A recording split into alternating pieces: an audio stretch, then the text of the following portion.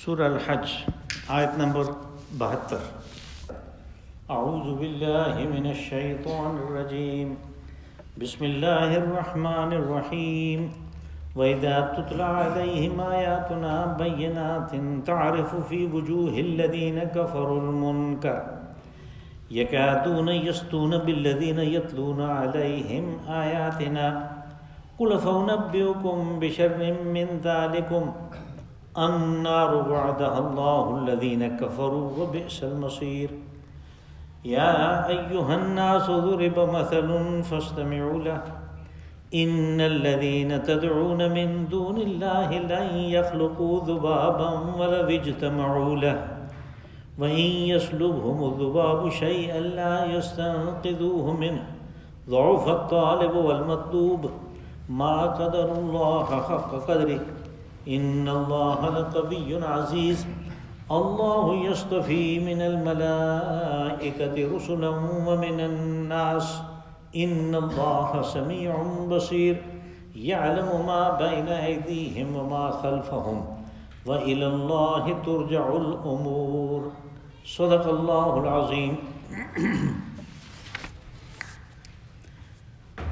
وَإِذَا تُتْلَى عَلَيْهِمْ آيَاتُنَا بَيِّنَاتٍ تَعْرِفُ فِي وُجُوهِ الَّذِينَ كَفَرُوا الْمُنكَرَ، اور جب ان کے سامنے وہ واضح آیات پڑھی جاتی ہیں تو آپ دیکھتے ہیں کہ ان کے چہروں پہ ناگواری کے اثرات سامنے ہوتے ہیں۔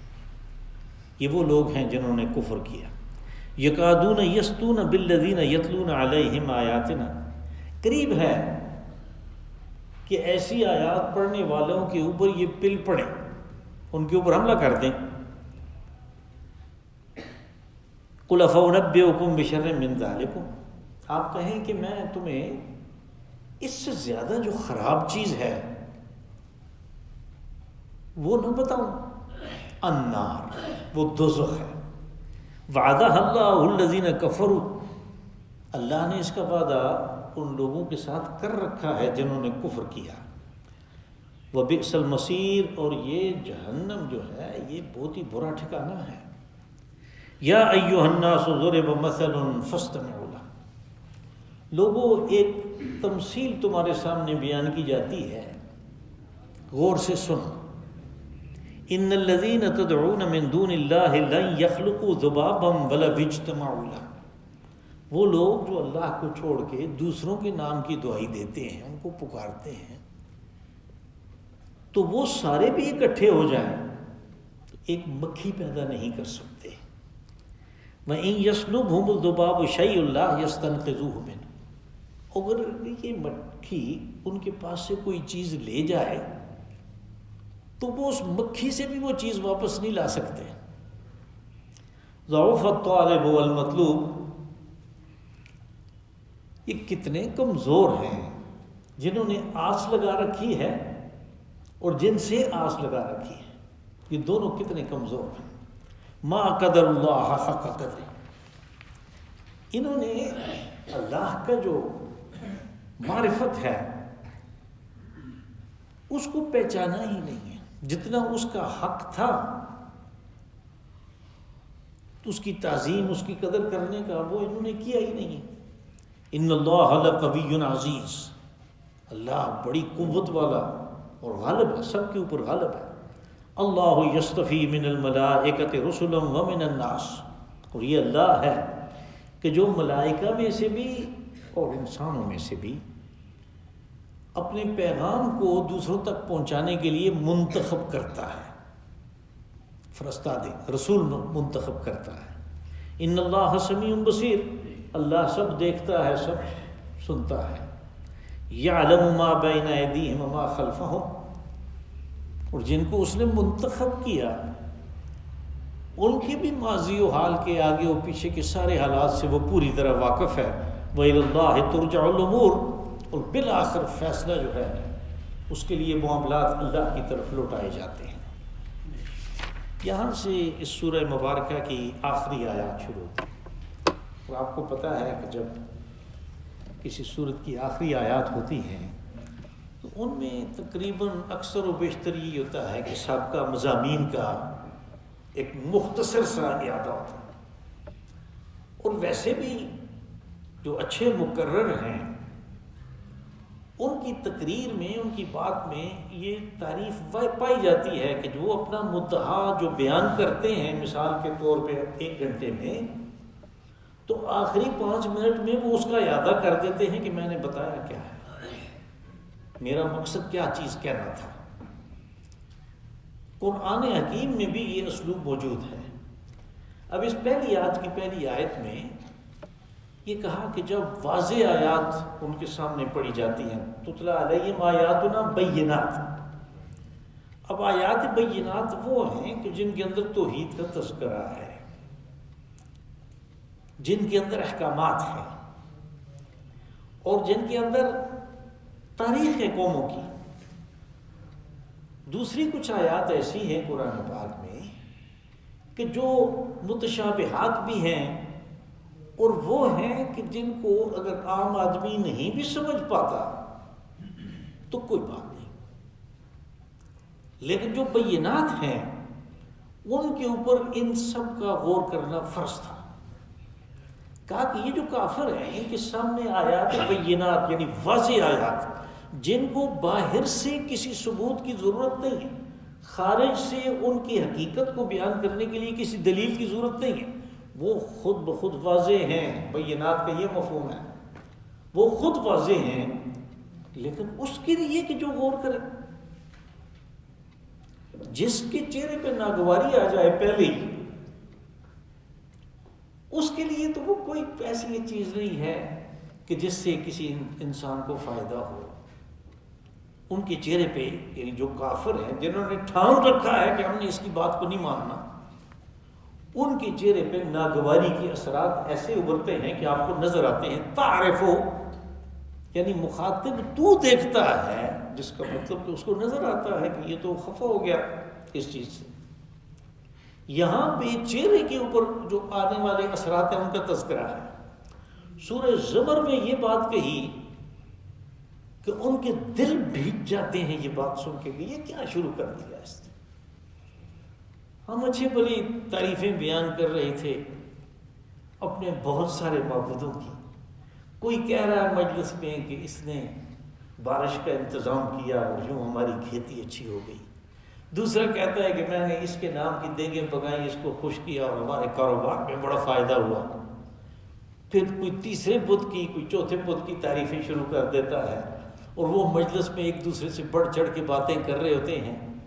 تو اس اللہ کی بات کرو کہ جو اصل میں وحدہ لا شریک ہے، جو ساری قوتوں کا مالک ہے، جو نافع و ضار ہے۔ تو کہا کہ ان کی پھر دل سکڑ جاتے ہیں، بھیگ جاتے ہیں۔ وَإِذَا ذُكِرَ اللَّهُ وَحْدَهُ اشْمَأَزَّتْ قُلُوبُ الَّذِينَ لَا يُؤْمِنُونَ بِالْآخِرَةِ۔ کہا جب اللہ وحدہ لا شریک کی بات ہو تو ان کے دل بھیگ جاتے ہیں۔ وَإِذَا ذُكِرَ الَّذِينَ مِن دُونِهِ إِذَا هُمْ يَسْتَبْشِرُونَ، اور اگر ان کو چھوڑ کے جب تذکرہ کیا جاتا ہے دوسرے معبودان باطل کا، دوسرے خداؤں کا، تو یہ بڑے شاداں و فرحاں، بڑے خوش ہو جاتے ہیں۔ یہ معاملہ صرف ان تک ہی میں نہیں ہے، یہ اب بھی چلا آ رہا ہے۔ اب بھی جنہوں نے اپنے اپنے بت بنا رکھے ہیں، اپنے بنا رکھے ہیں آسرے اور تکیے، جن کے آسرے پہ کبیرہ گناہوں کا ارتکاب کرتے ہیں، کہتے ہیں وہ انتظام کریں گے، ان کے پاس طاقت ہے۔ یہ بالکل وہی بات ہے جو مشرکین مکہ کرتے تھے۔ ان کے سامنے بھی اگر توحید کی بات ہو تو ان کے دل بھیگ جاتے ہیں، ان کے چہرے کے اوپر ناگواری کے اثرات ہوتے ہیں۔ یہی وجہ ہے کہ وہ کہتے تو اس کو مسجد ہیں، لیکن مسجد میں توحید کی بات نہیں کرنے دیتے، ان لوگوں کو مسجد کے نزدیک گھسنے ہی نہیں دیتے کہ جو توحید کی بات کرتے ہیں۔ بلکہ میں نے تو یہاں تک کہتے ہوئے ان کو سنا کہ کتا آ جائے تو مسجد تو دھونے سے پاک ہو جاتی ہے، یہ آ جائیں تو مسجد گرا کے بنانی پڑے گی۔ اب یہ جو ناگواری ہے اس کا تذکرہ قرآن پاک نے 2 جگہوں پہ کیا کہ ان کے دل بھی بھیج جاتے ہیں، خفا ہوتے ہیں اندر سے بھی اور باہر سے بھی وہ چیز نظر آتی ہے۔ کس بات سے؟ کہ اللہ وحدہ لا شریک کی بات کی کہ سب کچھ اس کے اختیار میں ہے، وہ طاقت ہے اصل، وہ سب کے اوپر غالب ہے، اس بات کو یہ ماننے کے لیے تیار نہیں ہے۔ اور کتنے ناراض ہوتے ہیں، اس کی ایک مثال دی، یکادون یستون بالذین یتلون علیہم آیاتنا۔ یستون، ستا یستو کہتے ہیں کوئی بات سن کے آدمی اچانک مشتعل ہو جاتا ہے۔ بعض اوقات ایسی بات ہوتی ہے کہ اس نے بات کی اور یہ مشتعل ہو گیا اور اسی وقت اس کے اوپر حملہ کر دیا، جس کو یعنی ہماری اردو میں وہ اس کے قریب لفظ ہے کہ پل پڑا۔ یکادون یستون بالذین یتلون علیہم آیاتنا، قریب ہے کہ یہ پل پڑے ان کے اوپر جو ان کو یہ آیات سناتے ہیں، توحید کی آیات سناتے ہیں، ان کے اوپر پل پڑے۔ قل افانبئکم بشر من ذالکم، اے رسول علیہ الصلوۃ والسلام انہیں بتائیں کہ تم تو اس چیز کو ناگواری سے سنتے ہو یا ناگواری کا اظہار ہوتا ہے اور تمہارے دل ناراض ہوتے ہیں، تمہیں اس سے بری چیز کی خبر میں نہ دوں جو تمہارے سامنے آنے والی ہے، اور وہ کیا ہے؟ النار۔ یہاں پہ النار سے پہلے وقف اور بعد میں بھی وقف ہے۔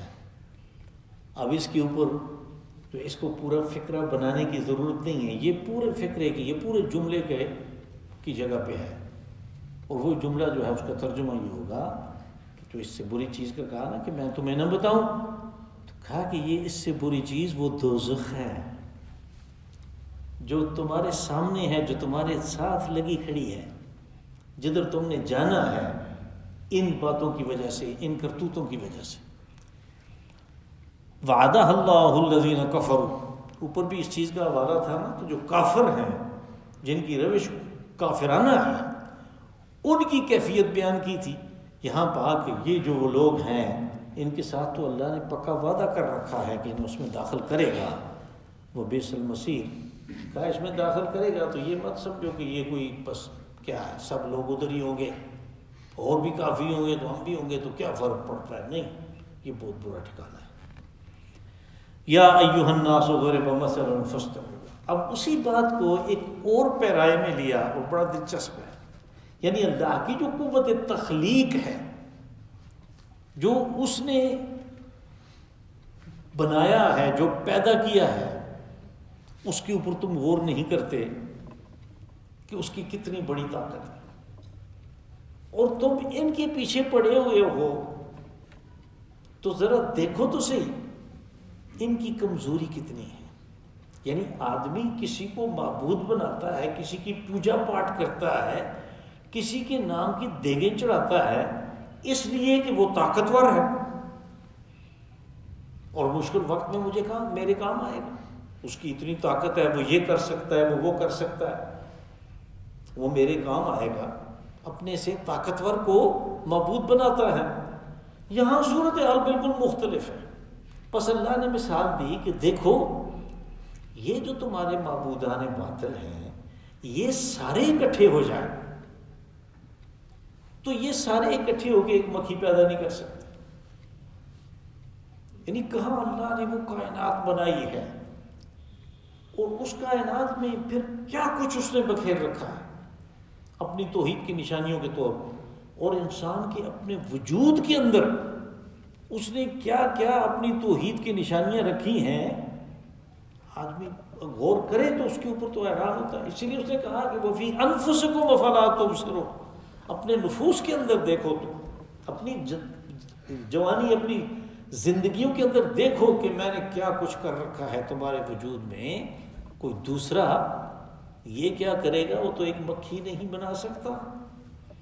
مکھی کی مثال اس لیے دی کہ ہر ایک اس کو کمزور سمجھتا ہے، اور پھر شاید ہی کوئی ایسی چیز ہو زندہ چیزوں میں سے کہ جو اس سے زیادہ کمزور ہو، وہ سب سے کمزور ہے، لیکن اس کی کمزوری کا یہ عالم دیکھو، وہ اللہ کی مخلوق ہے، اس کی کمزوری کا یہ عالم ہے کہ اگر وہ اس بت کے یعنی وہ کمزور ترین مخلوق اس کے پاس سے جو اس کے نام کی تم نے نظر نیاز مانی اور آن کے رکھا کہ یہ خوش ہوتا ہے اس کی خوشبوؤں سے، جیسے مشرکین مکہ کا عقیدہ تھا، کہا وہ مکھی کچھ لے جائے یہ اس سے واپس نہیں لا سکتا، پیدا تو مکھی کو نہیں کر سکتا، یعنی تخلیق اس کی کوئی نہیں ہے، اب یہ اپنے حقوق کی حفاظت بھی نہیں کر سکتا تو تمہارا یہ کیا کرے گا؟ اور اس پہ وہ بھی آ جاتا ہے، یعنی انسان کی کمزوری۔ آخر میں آیت کے آخر میں کہا ضعف الطالب والمطلوب، کہ جس سے کوئی آرزو رکھی گئی تھی وہ بھی کمزور ثابت ہو گیا، جس نے یہ آرزو رکھی تھی، جس نے یہ ارمان رکھا تھا، جس نے یہ خیال کیا تھا، جس نے یہ عقیدہ بنایا تھا کہ یہ میرا کچھ کرے گا، وہ بھی کمزور ثابت ہو گیا۔ اب ان کی کمزوری جو ہے وہ ایک اور پہلو سے بھی ظاہر ہوتی ہے۔ یہ مکھی جو کہ کمزور ترین مخلوق ہے، اس کو مثال دی، کہا کہ اگر کوئی چیز لے جائے تو تم اس کا کچھ نہیں کر سکتے، پھر تم کیا کرتے ہو؟ اگر وہ ایک جگہ سے ہیضہ کا، یہ جو کالرا ہوتا ہے، اس کا جراثیم اٹھا کے لے جائے، جیسے ہمیں بتاتے ہیں کہ یہ مکھی ہے جو آشوب چشم کی جو بیماری ہے، جس میں آنکھیں خراب ہونا شروع ہو جاتی ہیں اور بہت تکلیف ہوتی ہے آدمی کو، اور یہ جو ہیضہ ہے کالرا جو کہ ایک مہلک بیماری ہے، اور اسی طرح اور کئی چیزیں ہیں، جب یہ اس کا وہ بیماری کا جراثیم لے جائے دوسری جگہ پہ، اس کا تم کچھ بھی نہیں کر سکتے۔ یہ کہیں نا کہ مکھی سے واپس لاتے ہیں کہ یہ بیماری پھیلاؤ نہیں، کمزور ہے لیکن اس کا کچھ نہیں کر سکتے، اگلی جگہوں پہ ان کو ویکسین لگاتے ہیں، مکھی کا کچھ بھی نہیں کر سکتا کہ بھئی اس کو یہ انتظام کرو کہ یہ اٹھا کے نہ لے جائے، یہاں سے جراثیم اٹھا کے نہ لے جائے۔ اور ہم نے تو خود دیکھا، اس وقت میں پشاور میں پڑھتا تھا 1967 میں، جب حجاج کا ایک بحری جہاز آیا، اس وقت بحری جہاز پہ زیادہ لوگ جاتے تھے، ہوائی جہاز پہ بہت کم جاتے تھے، تو وہ جو سفینہ حجاج تھا اس میں 4000 آدمی تھے اور اس میں ہیضہ پھیلا ہوا تھا۔ تو آج کل کی طرح کی احتیاطیں بھی نہیں تھیں، وہ تو حجاج صاحبان کراچی میں اترے اور کوئی کوئٹہ گیا، کوئی پشاور گیا، کوئی لنڈی کوتل چلا گیا، کوئی ایبٹ آباد، کوئی منسیرہ، کوئی جیلم کو، سارے ملک میں ہیضہ پھیل گیا، سارے ملک میں۔ اور پھر یہ انتظام ہوا کہ ویکسین جو ہے وہ جگہ جگہ پہ انہوں نے آدمی بٹھا دیے، وہ پکڑ کے لاتے تھے اور اس کو کہہ رہے ہیں کہ بھائی ادھر لگایا ہے اس نے ویکسین، وہ پھر بھی اس کے پاس وقت ہی نہیں تھا۔ بہرحال انہوں نے بڑا کام کیا اس زمانے میں، لیکن وہ مکھیوں کا کچھ نہیں کر سکتا۔ ضعف الطالب والمطلوب، جن سے وہ آرزو لگا رکھی، جن سے امید لگا رکھی ہے، ان کی کمزوری بھی اس تمثیل سے واضح ہوئی کہ وہ کتنے کمزور ہیں۔ اس کے پاس سے کوئی چیز اٹھا کے لے جائے وہ کچھ نہیں کر سکتا، اس کے ناک کے اوپر آ کے بیٹھتی ہے وہ کچھ بھی نہیں کر سکتا، اس کو اٹھا نہیں سکتا۔ تم نے اپنی اس سے بڑی امیدیں لگا رکھی ہے کہ یہ ہمارے اس کام آئے گا اور یہ ہمارے فائدے کے لیے بہت کچھ کرتا ہے۔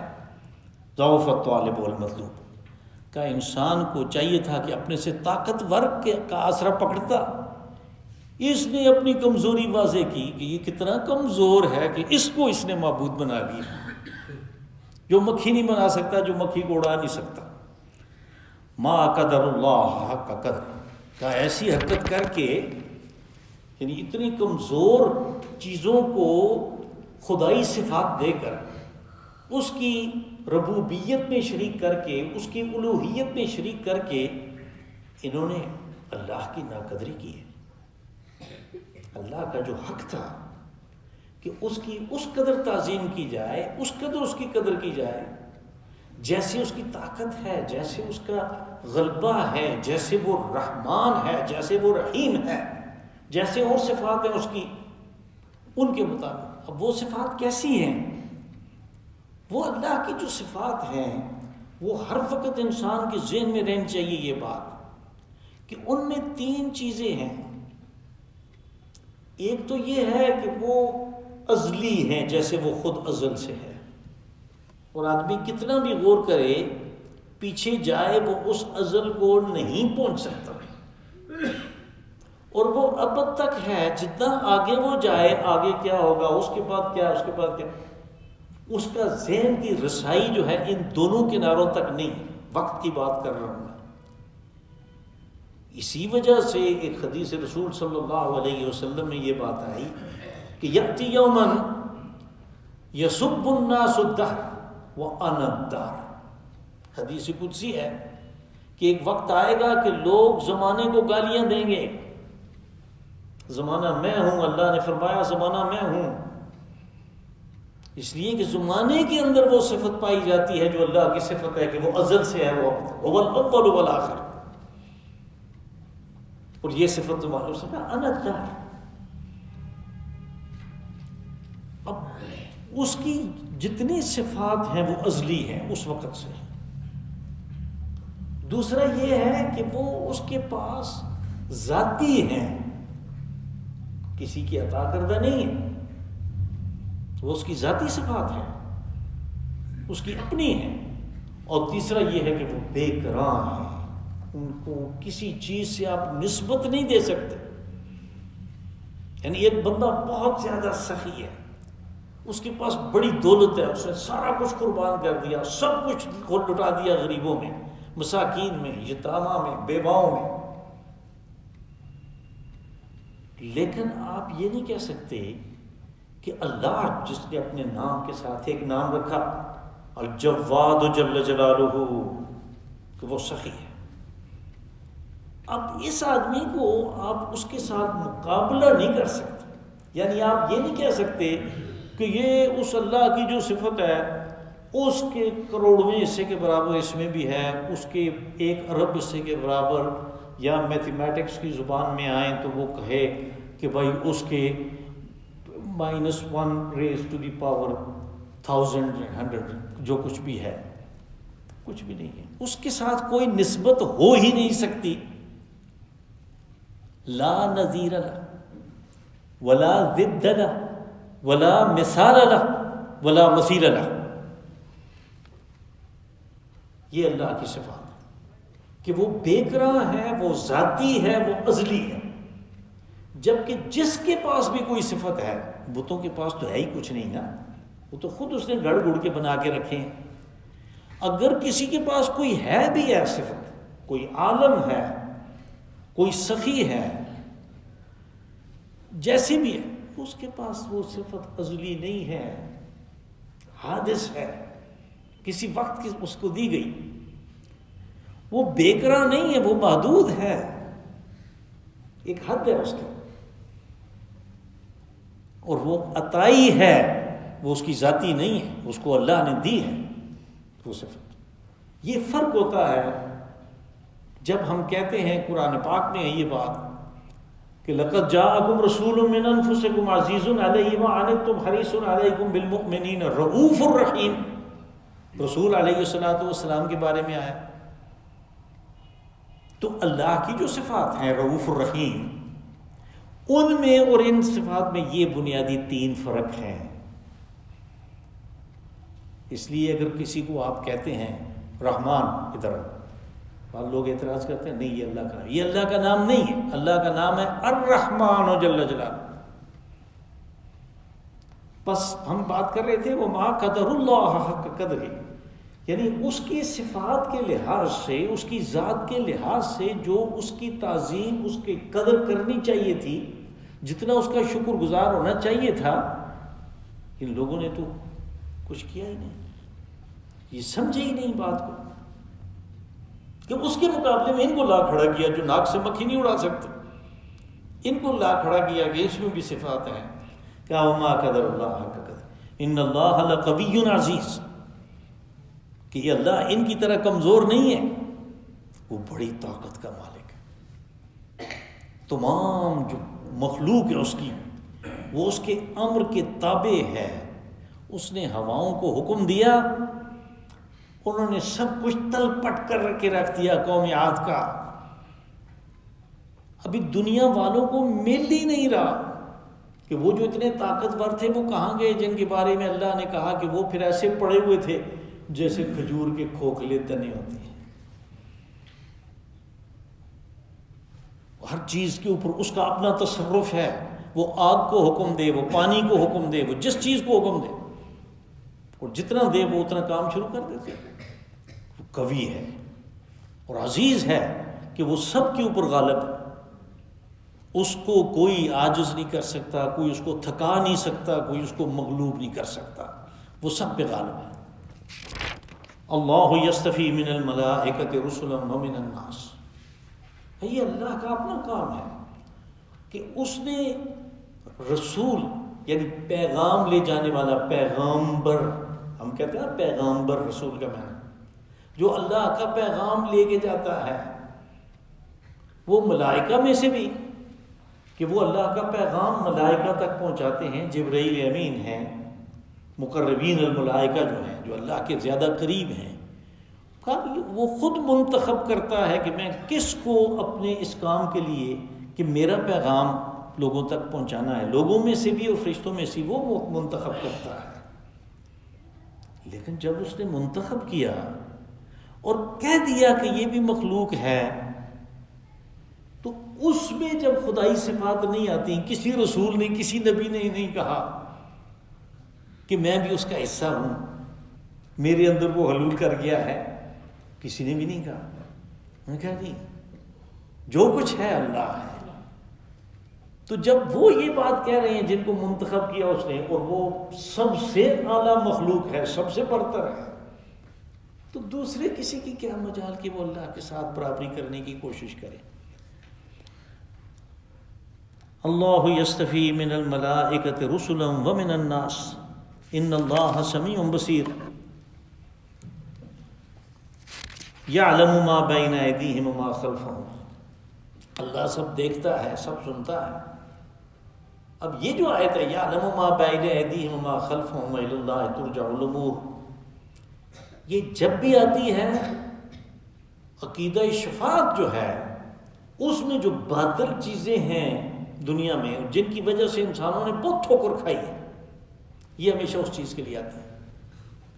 اب دیکھیں قرآن پاک میں جو سب سے زبردست آیت ہے اللہ کی صفات کی توحید کے بارے میں، آیت کرسی، جو اس کی ذات کے بارے میں وضاحت ہے، وہ سورہ اخلاص ہے. قل هو اللہ احد، وہ ہے. اب جب صفات کی بات آئی تو اس نے اس آیت مبارکہ میں بھی یہی بات کہی. من ذا الذی یشفع عنده الا باذنہ یعلم ما بین ایدیہم وما خلفہم. اور یہ مثال تو بہت دفعہ میں دے چکا کہ جب آدمی سفارش کے لیے جاتا ہے کسی کے پاس تو وہ تو اپنی بات شروع ہی یہاں سے کرتا ہے. جب آپ کسی جج کے پاس جاتے ہیں، کوئی وقت آپ کو مل جاتا ہے رات کے وقت تنہائی میں کسی جج کو، کسی مجسٹریٹ کے پاس اپنے کسی عزیز کا کیس لے کے جاتے ہیں، تو آپ اس کو کہتے ہیں کہ جناب میں آپ کو اصل بات بتاتا ہوں، یہ نہیں ہے جو فائل میں لکھا ہوا ہے، جو وکیل وہاں پہ دلائل کے تومار باندھ رہا تھا، یہ بات نہیں ہے، میں آپ کو بتاتا ہوں. یہ اس نے جج کو کہا، اور وہ چونکہ اس کا واقف ہے یا اس نے کچھ پیسے پوسے لگا دیے ہوئے ہیں تو وہ اس کی بات کو سن رہا ہے، تو پھر وہ اس طریقے پہ یعنی وہ مقدمے کا فیصلہ کر دیتا ہے. لیکن یہ سفارش کرنے والے کو بھی پتہ ہے کہ اس کو خود کیس کا نہیں پتہ، اس کو پتہ نہیں. اور جو دوسرے وکیل اور یہ وکیل، یہ جو دلائل کے تومار باندھ رہے ہیں جھوٹے دلائل کے، ان کو بھی پتہ ہے کہ اس کو کیس کا پتہ نہیں ہے، یہ تو اپنے گھر میں ہوتا ہے اور واقعہ تو ادھر ہوا ہے. اللہ کے ہاں یہ بات نہیں ہے، اس کو خود پتہ ہے، اس کے پاس تو اصل معلومات ہے. اس کو یہ کوئی بھی نہیں کہہ سکتا کہ آپ کو پتہ نہیں ہے، میں آپ کو بتاتا ہوں کہ اصل میں یہ بڑا اچھا آدمی تھا، اس کو دوزخ میں نہ بھیجیں گے، یہ بات نہیں ہے. من ذا الذی یشفع عنده الا باذنہ یعلم ما بین ایدیہم وما خلفہم. اور اس کے علاوہ بھی یعنی بہت ساری جگہوں پہ یاد ہے. یہ پھر جب توحید کی بات ہوئی اور جب کہا کہ میں تمہیں بتاؤں اس سے زیادہ بری چیز کیا ہے؟ النار، دوزخ ہے.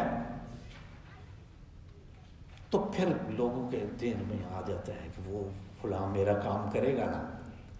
وہ یعنی آسرے تو پکڑ رکھے ہوتے ہیں انہوں نے. تو کہا کہ کون کام کرے گا، کون سفارش کرے گا؟ کوئی بھی نہیں کر سکتا.